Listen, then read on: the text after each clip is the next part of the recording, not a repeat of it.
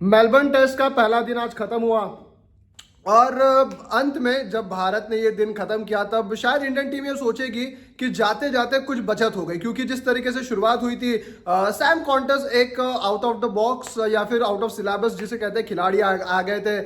Young खिलाड़ी, dynamic खिलाड़ी जिसने चारों और 360 रन बनाए। और बड़ी बात यह है कि जसप्रीत बुमराह को भी उन्होंने इस बार टारगेट बनाया। यही जसप्रीत बुमराह जो पिछले 3 मैचेस में विकेटें लेते आ रहे थे और एक हॉट फॉर्म में जो जसप्रीत बुमराह चल रहे थे, शायद उनको एक टारगेट करना उनका एक मेन मोटिव हो सकता था और जो उन्होंने किया भी। द मोमेंट आपने जसप्रीत बुमराह को टैकल कर दिया, द मोमेंट आपने जसप्रीत बुमराह पर अटैक कर दिया, बाकी की आपकी गेंदबाजी जो थी वो थोड़ी सी लचर नजर आई। मोहम्मद सिराज, आकाशदीप पीछे पीछे पीछे, वो आगे डालने वाला लेंथ ऑस्ट्रेलिया में जो आपको मेलबर्न में आगे डालने वाला होता है वो हुआ नहीं। अच्छा, आज इंडिया ने शुरू ये किया कि चेंजेस, पहले सबसे पहले जो बातचीत चल रही थी कि 3 चेंजेस इंडियन टीम करेगी, जो दिखने में मिले, 1-2 दिखने मिले, जो ये कि एक तो रोहित शर्मा जो नंबर 6 खेल रहे थे वो ओपन कर रहे हैं। एक मैच में वो थोड़ा सा हमें दिखा कि जी नंबर 6 आएंगे, केएल राहुल अच्छा कर रहे हैं, लेकिन इसमें बली चढ़ी है शुभमन गिल की। शुभमन गिल ने कुछ गलत नहीं किया था। शुभमन गिल ने पिछले 2-3 मैचेस में जितना भी वो दिखे, ग्लिम्सेस दिखे, एक पॉजिटिव स्टार्ट उन्होंने दिया है। बस दिक्कत ये थी कि वो कैपिटलाइज नहीं कर पाए। केएल राहुल वाहिद ऐसे बल्लेबाज जो इस पूरे सीरीज में कॉन्फिडेंट नजर आए और वही एक ऐसा बल्लेबाज था जिसके बल्ले से रन आ रहे थे।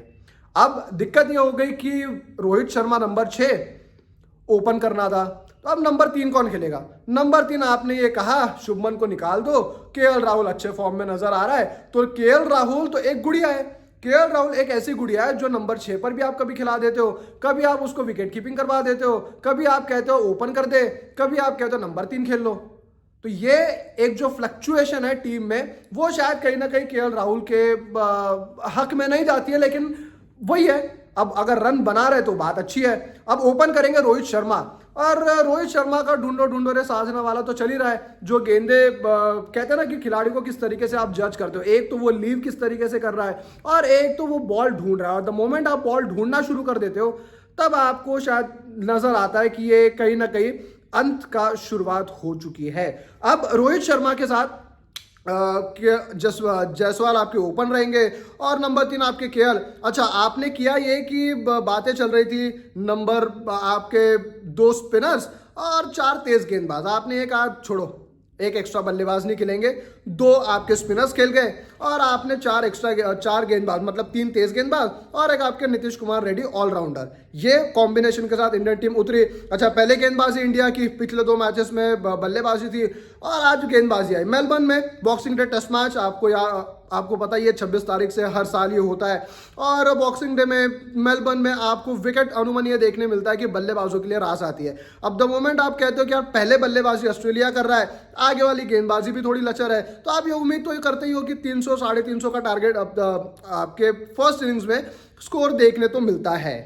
अब हुआ ये कि 311 पर 6 सैम कॉन्टस, जो मैंने पहले कहा था आउट ऑफ सिलेबस आ गए, और सैम कॉन्टस ने 65 गेंदों में 60 रन की ताबड़तोड़ पारी खेली।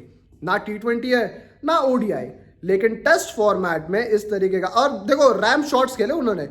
जसप्रीत बुमराह को एक ओवर में एक पहले बॉल पे चौका, दूसरे पे छक्का, तीसरा डॉट, चौथे पे फिर से छक्का, और वो छक्का मारा ना पीछे, वो स्कूप मारा है पीछे, कॉन्फिडेंस नजर आता है। अच्छा, अब सैम कॉन्टस के साथ हुआ ये, जब वो आउट हुए बड़ा विवाद, और अभी भी देखो भारत ये कहेगा कि यार इंडिया इस मैच से बाहर तो नहीं निकला है, अभी भी 311 पर 6 है। कल नया बॉल आप लेकर आओगे, कल नए बॉल से आप गेंदबाजी करोगे, इट कुड हैव बीन 350 360 पर ऑल आउट। आज जब टीम इंडिया ने वापसी करी है आखिरी के सेशन में, चलो 135 रन बना दिया आखिरी सेशन में ऑस्ट्रेलिया ने, लेकिन फिर भी आप घर लेकर ये जाओगे कि आपने आखिरी सेशन में 4 विकेटें निकाल दी।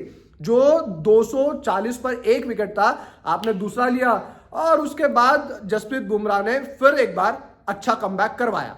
लेकिन साथ में मोहम्मद सिराज, आकाशदीप थोड़े से मतलब लाइट वेटेड, ऑफ कलर, आप जो वर्ड यूज कर लो, लेकिन साथ अच्छे तरीके से तो नहीं निभा रहे जसप्रीत बुमराह का, ये फैक्ट है। हल्का सा स्पिन मिला जडेजा को, हल्का स्पिन मिला वॉशिंगटन को, 1-1 विकेट उन्होंने लिए, जाते जाते लेकिन बुमराह ने आउट करवा दिया, मानस लबुशेन को आउट किया और ट्रेविस हेड को जाते जाते पहले ही ओवर में 6 गेंदें उन्होंने खेली ट्रेविस हेड ने और 7वें गेंद पर गिल्ली उड़ा दी। अब ये हुआ कि जब सैम कॉन्टस आउट हुए, अभी भी हम लोग ये कहेंगे कि यार इंडियन टीम बाहर नहीं हुई है। Looking at Virat Kohli, looking at Rohit Sharma, Yashasvi Jaiswal, KL Rahul, नाम इतने बड़े कि हम लोग ये कहेंगे यार कि इंडियन टीम को शायद यहां से भी जीत की राह नजर आ सकती है।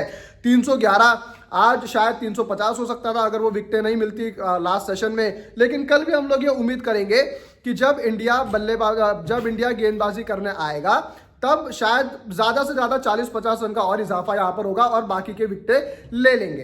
अब बात यह है कि डर इस वजह से लग रहा है आपका एक बल्लेबाज कम ना हो जाए, वो है Virat Kohli.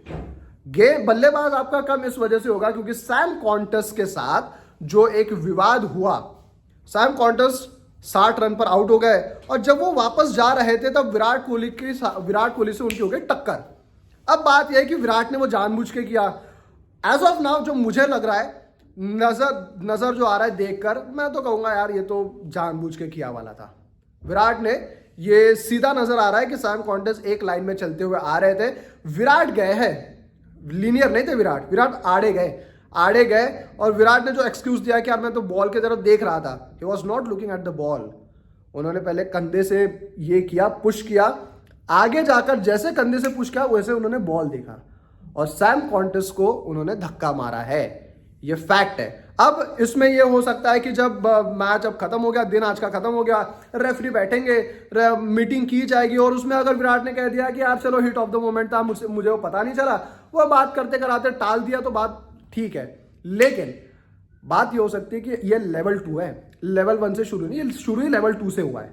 And the moment आप कहते हो लेवल 2 मतलब आपके ऊपर बैन भी लग सकता है।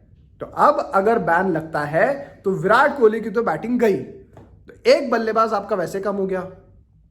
फिर सवाल वही उठता है कि क्या ये सारी चीजें करना अनिवार्य है या नहीं है। आप शांति से भी खेल सकते हो, लेकिन पिछले 10 दिनों में हमने ये देखा है कि पारा ये बढ़ता जा रहा है। 10 दिनों में हमने ये देखा है कि कैसे आपके बाकी सारे खिलाड़ी जो है वो, एक तो पहले प्रेस कॉन्फ्रेंस में हिंदी को लेकर बात, ठीक है कि हिंदी ही बोला जाएगा, लेकिन रोहित शर्मा ने भी प्रेस कॉन्फ्रेंस जब की ना तब 2 सवाल अंग्रेजी के किए, बाकी सारे हिंदी थे।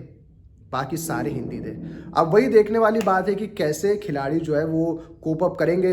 लेकिन मेरा ये मानना है कि यार इन सब चीज़ों से आपको बचना है। मंकी गेट हमने देखा था 2008, एंड्रू सैमंड्स, हरभजन सिंह वाला कांड, वो कभी कभी आपके टीम को ना, एक तो ये ऐसे इंसिडेंट्स एक तो जोड़ देते हैं या तो फिर बिखेर कर रख देते हैं। इस वजह से यार शांति से आप खेलते हैं।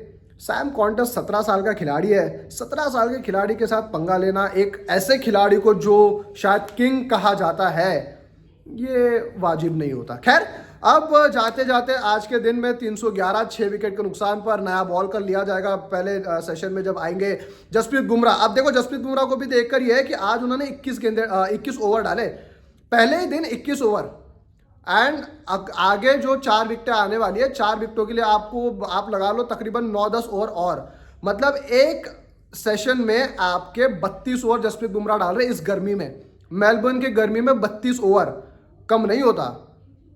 वो सारी चीजें हैं अब कि क्या जसप्रीत बुमराह कैसे वो कोप अप करेंगे या जसप्रीत बुमराह कैसे खुद को मैनेज करेंगे, ये कप्तान का हेडेक है। बाकी अब 311 शायद 350, अब यहाँ पर ये देखना कि तीसरे दिन तक के अगर धूप ज़्यादा नहीं होती है, ह्यूमिड रहता है, बैटिंग के लिए आपकी कंडीशंस अच्छी है, तो इंडिया को ये नहीं सोचना है कि 311 हो गए हम लोग कैसे करेंगे।